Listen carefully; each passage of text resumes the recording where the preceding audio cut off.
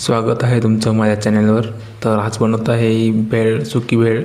तर त्यासाठी कांदा चिरून घेतलेला आहे, टमॅटो बारीक चिरून घेतलेला आहे आणि परत हे लिंबू, लेमन, मग हे शेंगदाणे, मग हे आहे जलजिरा पावडर, टेस्टला चांगलं येतं. आता आपण यात मिक्स करून घेणार आहे. तर पहिला आपण आहे कांदा आणि टमॅटो मिक्स करून घेणार. पहिला एक कांदा, हे टमॅटो. तर आता हे मिक्स करून घ्यायचं मस्तपैकी गरा लाईक मिक्सरसारखं.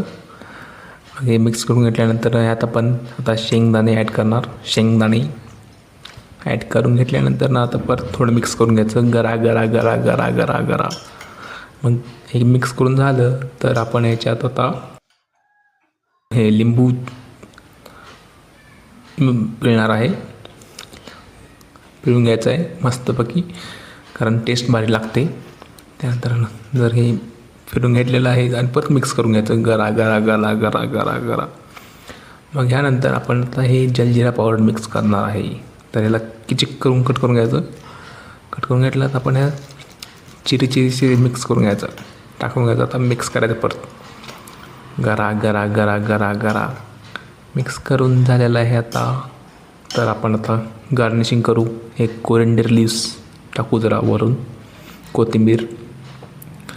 आता हे झालेलं आहे. थोडं परत मिक्स करू, लाईक भेळवाला जसं करतो तसं मिक्स करू परत आपण.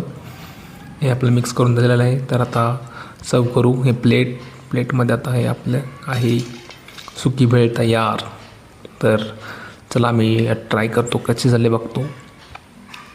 गार्निशिंग केलेलं आहे. ही आहे सुकी भेळ. चला आम्ही आता ताव मारतो त्याच्यावर. जर व्हिडिओ आवडला असेल नक्की लाईक करा, शेअर करा आणि सबस्क्राईब करायला विसरू नका.